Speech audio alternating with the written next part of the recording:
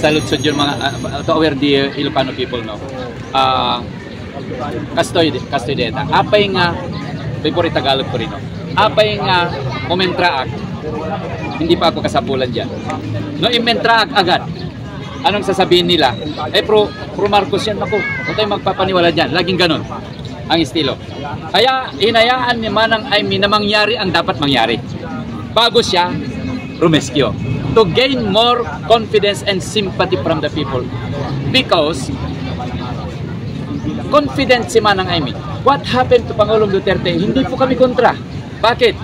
Kung hindi inilabas si Pangulong Duterte dito sa bansa natin, nalaman ba ng buong mundo kung ano nangyayari sa bansa natin? The only moment si Pangulong Duterte, prosecutor po yan. He is a veteran lawyer. He knows how to face every fight. If legality yung pinag-usapan. He loved that to happen. Di ba sinasabi niya, I can rot in prison, into the ICC or whatever court I may be, just for the Filipino people. Siya lang po nakapagsabi po niya. It means that decided na po siya, you cannot stop him. Okay, not unless, na nung nandyan sa sa Villamor Air Base, if the brave people comes out, then the time hindi nila po may dadala. Kung nag-action ang Duterte fans, Duterte people, Duterte solidarity, hindi po yan na-transport. Kukunti po tao dun.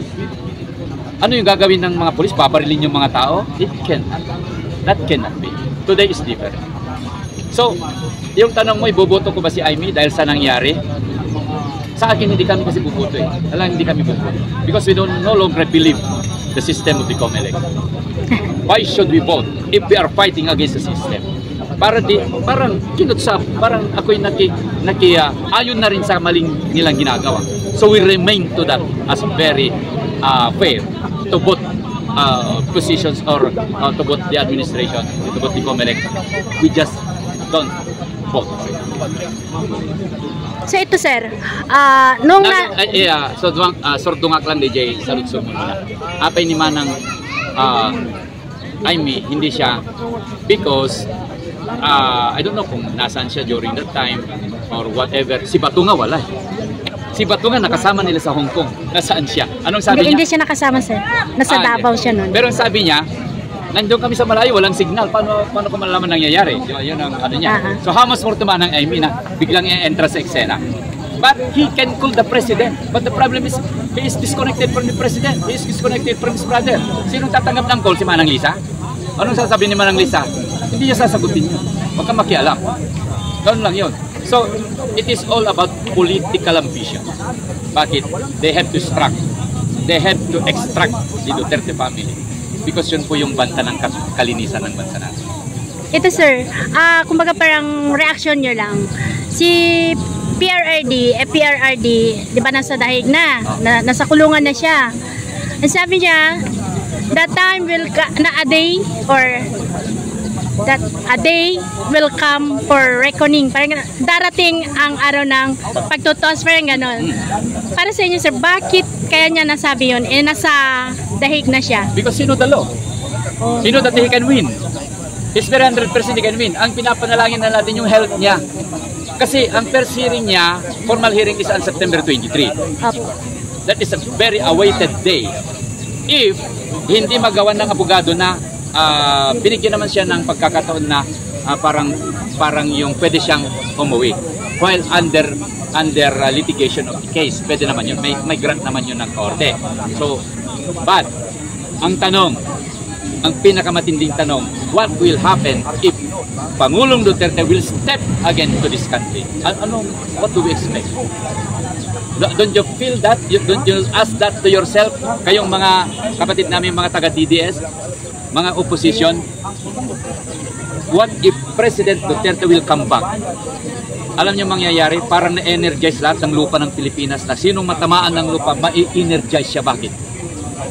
That signals the win-to-win victory of the Filipino people. They will all come out. At yan ang inaabangan ng oposisyon. Yan ang hindi papayagan ng oposisyon.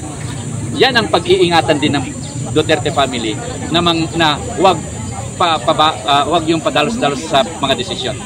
in case na siya ay makwit or mapayagan siyang umuwi, he should have to go some other place muna siguro. I would advise that. And one thing I learned na dapat i-advise sa dito sa impeachment, mabalik ko dun sa impeachment. Sabi ng isang pulis na kasi hindi siya ma-charge. Ma-charge siya dyan sa mga kaso, but he can still run for the presidency pag nag-resign siya ngayon. Somebody said that to me, a police na expert sa batas. Para hindi siya ma-charge of impeachment, mag-resign siya. So mag-antay lang siya ng konting panahon, saka siya mag-deklara na tatakbo siya ulit. So, but today I cannot speculate what kahit nakasama namin siya kagabi, yung OIC Chief of Staff natin, nakayakapan nga sila na i-deliver yung sulat natin sa kanya. So, let that be kung ano po yung decision. At saka yung nangyari kay Pangulong Duterte, siya mismo ang nagsabi, I am ready to face it. Ano ngayon, Duterte will always remain as an international figure. At isa pa, anong request niya? Pag mamatay ako, tabi niyo ako kay Rizal. And that is true. He can be just like Rizal. So request niya po yung gagawin niyo. Kasi isa siyang bayani. In our time, kahit kontra kami noon sa COVID, kami yung isa sa kasama namin, minura pa si Pangulong Duterte during the time. But because of the pandemic po yan, hindi na-execute kasi meron pong hindi natapos si Pangulong Duterte. Ano po yung pinangako niya sa atin? Di ba federal system? Hindi niya nagawa. Kasi minanipulate yung mga nasa paligid niya rin. Number one yung si Bongo. Ay ngayon, bakit hindi nila pinag-usapan ng federal system na hindi nagawa ni Pangulong Duterte? And that is the end for all troubles in the Philippines pag may federal system po tayo. At sinusulong po namin yan. Hindi po kami bibitaw dyan. Kami lamang po yung naiwan na grupo na nagsusulong ng federal system of government sa ating bansa. Sir, balik tayo kay FPRD sa The Hague. Noon kasing ipinatapon si Benigno Aquino sa ibang bansa, di ba pinatapon siya dun, sir? Senyor. Yes, hindi ba pinatapon? Yung di ba pinapunta siya sa ibang bansa? Yes, exiled. Ang tawag doon exiled. Exiled. When Benigno Aquino was exiled, nung umuwi siya ng Pilipinas, di ba yung nangyari sa kanya, sir? Pinatay siya. So, kung sakali kaya nababalik din si Tatay Dig sa Pilipinas, it will happen na ma-assassinate po siya? Possible. Let us not remove that speculation.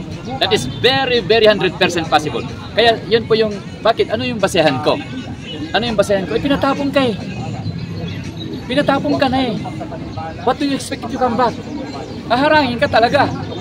So, the proper to that is, kung mayorya, or he should so very sensitive in coming back. That is why I advise, wag dumiretso sa Pilipinas. He has to go somewhere else. Then, surprisingly, will step at soil, at Philippine soil. So when is the right time, sir? Para the appropriate time for President Duterte to come back is when the result of the election is favorable to majority of the Filipino people. Bakit? Because that is his protection. That is his protection. Bakit? Una-una, isusulong na yung impeachment kay Bongbong Marcos. Okay, maingat tayo. Kaya nga po, bakit nila pinadala?